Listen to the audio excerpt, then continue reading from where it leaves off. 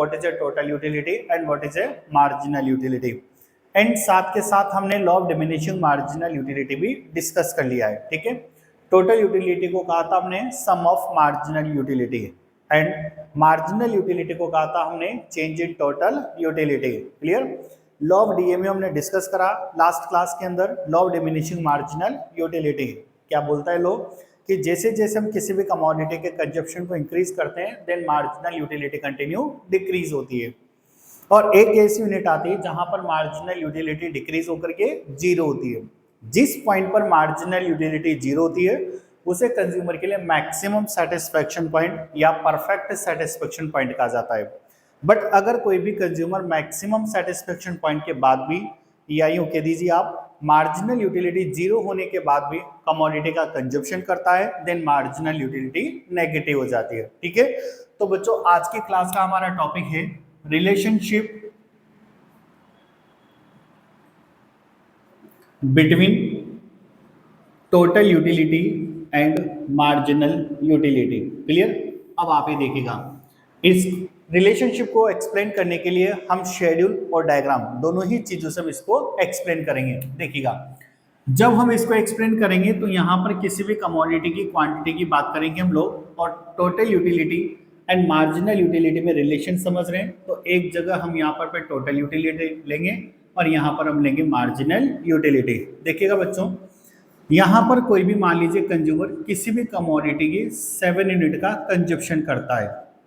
कोई भी कंज्यूमर किसी भी कमोडिटी की 7 यूनिट का कंजप्शन करता है या फिर अपन किसी भी कमोडिटी के 7 यूनिट्स को यहाँ पर पे ले रहे हैं। अब इन 7 यूनिट से मिलने वाली मार्जिनल यूटिलिटी की बात करें और आपको पता है कि मार्जिनल यूटिलिटी कंटिन्यू फॉल होती है according to law of diminishing marginal utility. Clear. अब मैं यहाँ पर पे क्या कर रहा हूँ मार्जिनल यूटिलिटी नोट कर रहा हूँ 2 4 यानी सेकेंड यूनिट की मार्जिनल यूटिलिटी 4, थर्ड यूनिट की 6, फिर 4 2 0 एंड -2। सपोज करिए ये मैंने मार्जिनल यूटिलिटी यहाँ पर पे मेंशन कर दी। अब आप मुझे बताइए कि जो हमने यहाँ पर कमोडिटी की 7 यूनिट्स की मार्जिनल यूटिलिटी ली है ये जो फिगर यहाँ पर पे लिखा गया है वो क्या बिल्कुल 100% करेक्ट है या नहीं। यस और नो में आपको आंसर देना है और चीज अच्छे से देख लेनी है कि सर ने मार्जिनल यूटिलिटी को इंक्रीज करा फिर उसके बाद डिक्रीज करा फिर उसके बाद जीरो किया और फिर उसके बाद नेगेटिव करा। क्या मैंने यहाँ पर मार्जिनल यूटिलिटी की टेबल बिल्कुल सही बनाई है क्या? नहीं बनाई? अच्छा यस यू सही बनाई है। चलो सही क्यों नहीं बनाई आप इसको क्यों रॉन्ग कंसिडर कर रहे हैं? वेरी गुड, क्योंकि लॉ ऑफ डीएमयू बोलता है आपसे कि आप जैसे जैसे कमोडिटी के कंजप्शन को इंक्रीज करोगे वैसे वैसे मार्जिनल यूटिलिटी क्या होती है? फॉल होती है, फिर जीरो होती है और फिर नेगेटिव होती है। लेकिन यहाँ पर मैंने क्या करा इनिशियल लेवल पर मार्जिनल यूटिलिटी को इंक्रीज कर दिया है। ठीक है, इनिशियल लेवल पर मार्जिनल यूटिलिटी को इंक्रीज कर दिया है यानी कि लॉ ऑफ डीएमयू यहाँ पर पे फेल कर दिया है। फिर उसके बाद तो हमेशा हालांकि डिक्रीज हो रहा है फिर जीरो हो रहा है जहाँ परफेक्ट सेटिस्फेक्शन मिलेगा और फिर नेगेटिव हो रही है। अब इनिशियल लेवल पर अगर मैंने इंक्रीज कर दिया इसका मतलब लॉ ऑफ डीएमयू फेल हो गया और ये मार्जिनल यूटिलिटी की टेबल गलत कंसिडर हो गई हमारी। ठीक है, देखिएगा बच्चों ऐसा नहीं है। मैंने यहाँ पर पे जो मार्जिनल यूटिलिटी की टेबल ली है ये बिल्कुल करेक्ट ली है। इसके पीछे आप रीजन सुनिए। हो सकता है किन्हीं स्पेशल केसेस के अंदर हो सकता है किन्हीं स्पेशल केसेस के अंदर लॉ ऑफ डीएमयू अप्लाई नहीं हो क्योंकि उसके कुछ एक्सेप्शन केस होते हैं और इनिशियल यूनिट्स पर मार्जिनल यूटिलिटी फॉल होने के बजाय क्या हो सकती है? इंक्रीज हो सकती है। लेकिन ऐसा केवल इनिशियल यूनिट्स पे होगा यानी स्टार्टिंग के कुछ यूनिट्स पे ही होगा फिर उसके बाद हमेशा डिक्रीज होगी then zero and then negative. इसे बोलते हैं exception of law of diminishing marginal utility.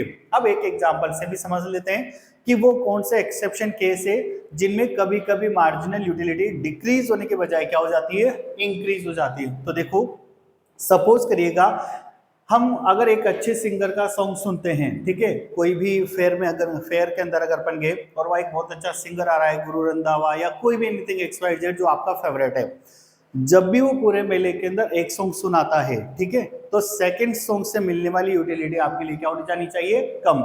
लेकिन आपको बहुत अच्छा लगने की वजह से आप सेकंड के लिए क्या बोलते हैं? Once more once more once more, यानी एक और सुनना है। देखिए केस उल्टा हो गया, मार्जिनल यूटिलिटी डिक्रीज होने की जगह क्या हो गई? इंक्रीज हो गई है। क्लियर है? और सेकंड एग्जांपल और अपन बात कर सकते हैं कि अगर मान लीजिए आप में से किसी या किसी भी बंदे को बहुत तेज प्यास लग रही है, ठीक है, तो जब उसको प्यास लगती है तो उसको 1 ग्लास वाटर पिलाया जाता है या 1 बॉटल वाटर की दे दी जाती है। अब हम क्या कर रहे हैं, उसको प्यास लग रही है लेकिन हम उसको 1 ग्लास वाटर नहीं पिला रहे, हम उसको क्या कर रहे हैं, उसके मुंह के में एक बूंद टपका रहे हैं पानी की। देखो पानी नहीं मिल रहा था जब तक तो ठीक था, लेकिन अगर आपने एक बूंद उसकी पानी की टपका दी उसके मुंह के अंदर, तो उसकी प्यास और ज्यादा पहले से क्या हो जाएगी, बढ़ जाएगी। जब तक नहीं मिल रहा था तब तक तो सहन हो रहा था, लेकिन मिला तो आपने उसके मुंह में एक बूंद टपका दी, तो सेकंड बूंद की जो यूटिलिटी है उसके लिए और ज्यादा क्या हो जाएगी, बढ़ जाएगी। क्लियर है?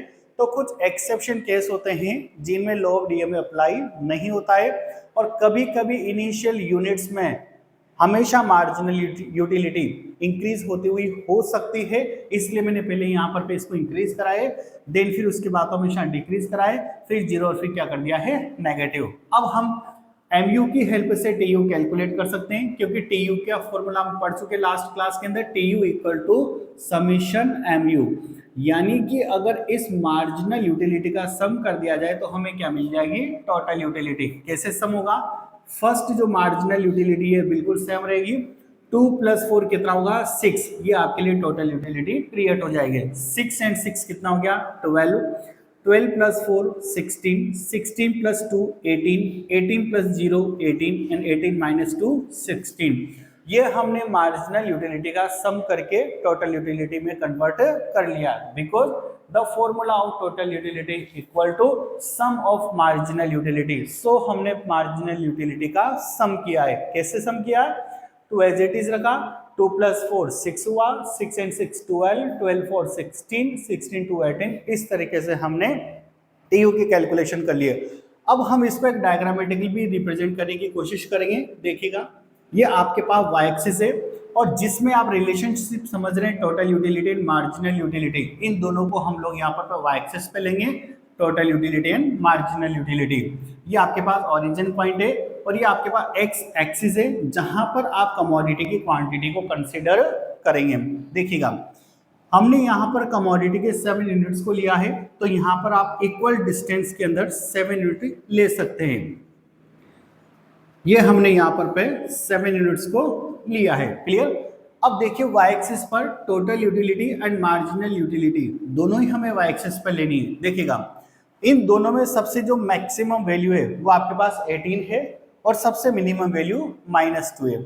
यानी आपको माइनस के वाई एक्सिस से स्टार्ट होना पड़ेगा, क्योंकि एक वैल्यू माइनस में भी आ रही है और मैक्सिमम 18 है। तो हम एक काम करेंगे, इस वाई एक्सिस पर total utility and marginal utility में 2 का डिफरेंस लेंगे, तो हमारा ग्राफ न तो बहुत बड़ा बनेगा और न ही बहुत छोटा बनेगा। कंसेप्ट क्लियर होते हुए पूरा हमारा क्वेश्चन क्लियर हो जाएगा। क्लियर है? तो यहां से अपन स्टार्ट करते हैं, ये 0, 0 के नीचे -2, फिर 0, फिर 2 का डिफरेंस लेंगे, 2 4 6 8 10 12 14 16 एंड 18। ये हमने यहाँ पर टोटल यूटिलिटी और मार्जिनल यूटिलिटी दोनों को ले लिया।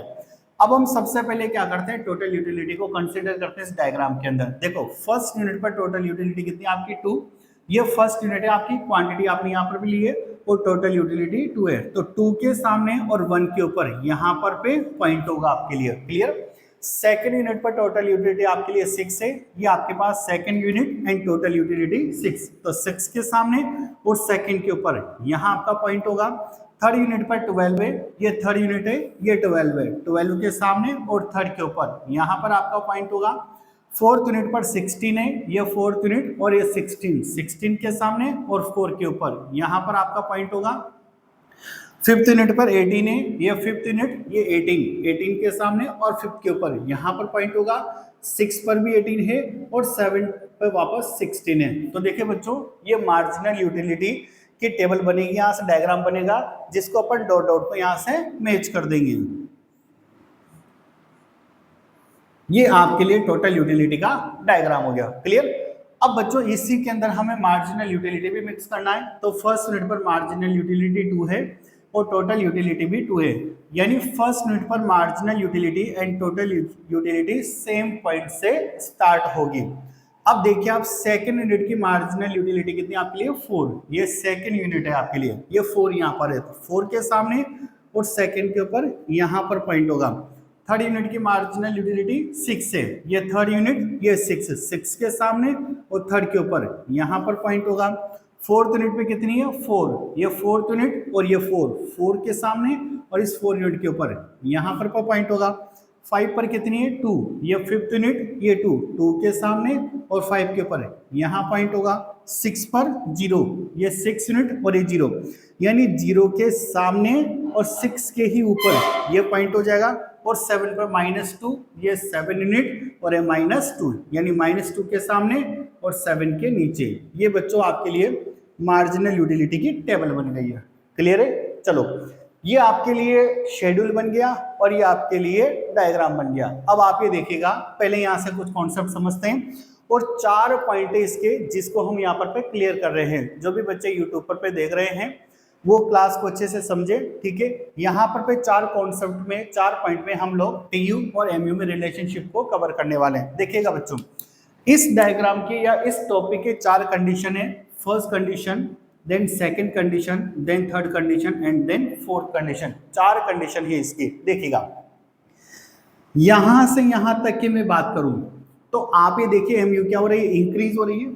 फिर अगर यहां से यहां तक की बात करूं तो अब एमयू डिक्रीज हो रही है।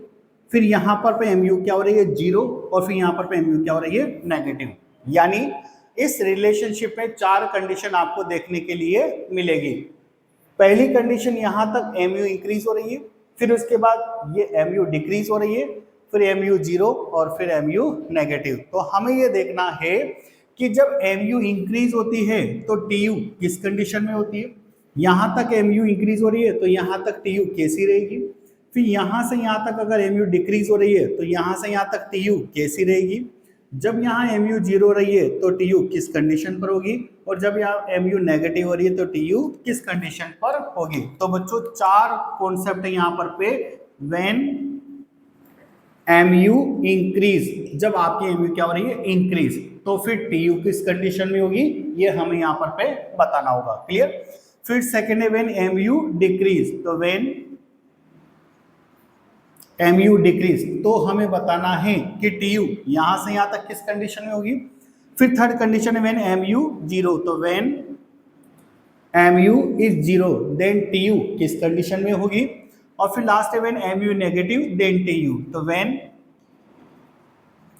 एमयू नेगेटिव देन टीयू कैसी होगी। अब सबसे पहले बच्चों आप ये देखिएगा, इस टेबल से समझने की कोशिश करते हैं। बोर्ड पर देखिएगा, कंसिस्टेंसी के साथ चीजें आपको बतानी है। मेरे कोई क्वेश्चन होंगे यहाँ पर उनका आपको रिप्लाई करना होगा। देखो, यहां से यहां तक पहली कंडीशन में व्हेन एमयू इंक्रीज, यानी यहां से यहां तक एमयू इंक्रीज हो रही है, तो मुझे ये बताइए टीयू भी क्या हो रही है इंक्रीज। इसका मतलब आप एक कहेंगे कि जब एमयू इंक्रीज होती है तो टीयू भी क्या होती है इंक्रीज होती है, लेकिन थोड़ा सा डिफरेंट स्टाइल से इंक्रीज होती है। क्लियर? समझिएगा कैसे। 2 से इंक्रीज होकर के कितना हुआ 6, यानी कितने का इंक्रीमेंट हुआ 4 का। फिर 6 से इंक्रीज होकर के कितना हुआ 12, यानी अब कितने का इंक्रीमेंट हुआ 6 का। यानी पहले टीयू 4 इंक्रीज हुई और फिर 6 इंक्रीज हुई। इसको बोलते हैं इंक्रीज विद इंक्रीजिंग रेट। क्या बोलते हैं इसको? Increase with increasing rate. यानी ये कहा जा सकता है व्हेन एमयू इंक्रीज, तो यहाँ पहले टीयू 4 इंक्रीज हुई फिर 6 इंक्रीज हुई। इसको बोलते हैं इंक्रीजिंग रेट से इंक्रीज होना। क्लियर है? तो when MU increase then TU increase with increasing rate. तो यहाँ पर पेपर नोट कर सकते हैं TU increase with increasing rate. Clear? आगे देखिएगा, अब यहां से यहां तक आप ये देखिएगा एमयू क्या हो रही है डिक्रीज हो रही है। तो देखिएगा बच्चों, एमयू डिक्रीज हो रही है, लेकिन टीयू तो अभी भी क्या हो रही है इंक्रीज हो रही है। यहां से यहां तक अभी भी इंक्रीज हो रही है। यहां से यहां तक कितना इंक्रीज हुई 4, फिर कितना इंक्रीज हुई, यानी पहले 4 इंक्रीज हुई फिर 2 इंक्रीज हुई। तो इंक्रीज तो हो रही है, लेकिन कौन सी रेट्स हैं डिमिनिशिंग रेट्स है। पहले यहां ज्यादा इंक्रीज हो रही थी इसलिए इसको बोला है इंक्रीज विद इंक्रीजिंग रेट। फिर यहाँ इंक्रीज हो रही है लेकिन कम इंक्रीज हो रही है, इसलिए इसको बोलेंगे increase with diminishing rate. Clear है आप लोगों को? तो सेकंड क्या है बेटा यहाँ पर when MU decrease then TU increase with diminishing rate. तो व्हेन एमयू यहाँ डिक्रीज का साइन है बेटा, ठीक है। When MU decrease then TU increase with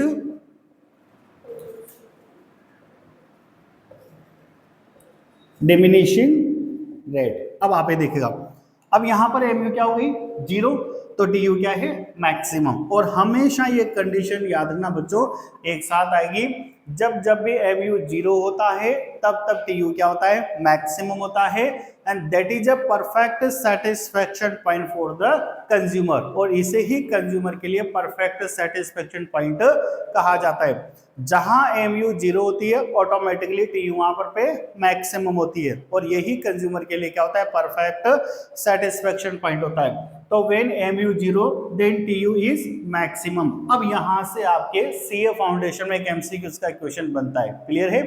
question क्या है, व्हेन एमयू इज 0 देन, और 4 ऑप्शन लिखे होंगे आपके पास। अब 4 ऑप्शन में कुछ भी लिखा हो सकता है। Then T U is maximum, T U is also 0, T U increase and T U decrease. आपका आंसर क्या होगा, टी यू इज मैक्सिमम।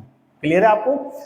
फिर अगला क्वेश्चन ये भी बन सकता है कि आपके लिए कंज्यूमर के लिए परफेक्ट सेटिस्फेक्शन पॉइंट कौन सा होता है। ए ऑप्शन मार्जिनल यूटिलिटी का 0 होना, बी ऑप्शन टोटल यूटिलिटी का मैक्सिमम होना, C option both A and B, and D option none of these. तो आपका आंसर क्या होगा, C option both A and B, क्योंकि मार्जिनल यूटिलिटी का 0 होना और टीयू का मैक्सिमम होना दोनों एक साथ होता है, इसलिए दोनों को ही परफेक्ट या maximum satisfaction point for the consumer कहा जाता है। Is it clear. चलो अब अगर मान लीजिए एमयू क्या हुई आपकी नेगेटिव, तो आप इस बोर्ड पर देखें ना, एमयू अगर नेगेटिव है तो टीयू स्टार्ट फॉल।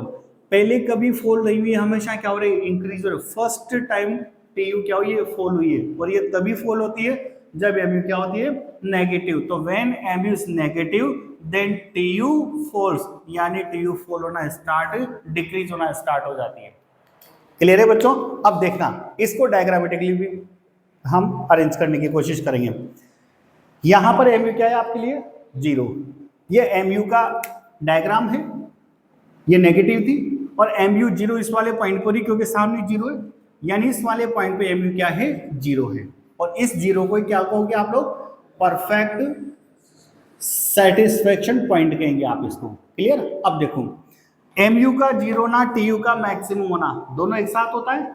तो देखो एमयू 0 है, इसके ऊपर जस्ट आप देखो टीयू ऑटोमेटिकली क्या हो गई है मैक्सिमम, यानी ये कंडीशन एक साथ ही आ रही है। यहां पर पे टीयू आपके लिए मैक्सिमम है, जो भी किसको रिप्रेजेंट करेगा maximum satisfaction point, maximum satisfaction point for the consumer या perfect satisfaction point for the consumer. Clear बेटा आप लोगों को। अब देखो यही चारों रिलेशन अपन यहां पर देखें, एमयू क्या हो रही है इंक्रीज, तो टीयू क्या हो रही है इंक्रीज। लेकिन आप ग्राफ को देखिए स्पीड से जाने की कोशिश कर रहे हो ऊपर, तो व्हेन एमयू इंक्रीज तो then TU increase with increasing rate, यहां तक। फिर एमयू क्या हो रहा है डिक्रीज, लेकिन फिर भी टीयू तो ऊपर जा रहा है, लेकिन उसने टर्न करना शुरू कर दिया, तो इसको बोलेंगे increase with diminishing rate.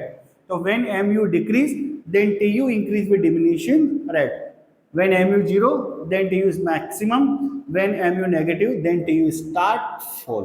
Clear. ये इस पॉइंट का आप यहां से यहां तक कंपैरिजन कर सकते हैं कि जब mu इंक्रीज होती है तो tu यहां तक इंक्रीजिंग रेट से इंक्रीज होती है, फिर जब mu डिक्रीज होती है तो tu यहां तक डिमिनिशिंग रेट से इंक्रीज हो रही है क्योंकि टर्न हो गया। फिर यहाँ mu 0 then tu maximum and both are the maximum satisfaction point for a consumer, and when mu is negative then tu start fall। तो बच्चों ये टॉपिक है आप लोगों के लिए कौन सा, relationship between total utility and marginal utility. Clear है आप सभी को। चलिए आप बोर्ड से कॉपी कर सकते हैं और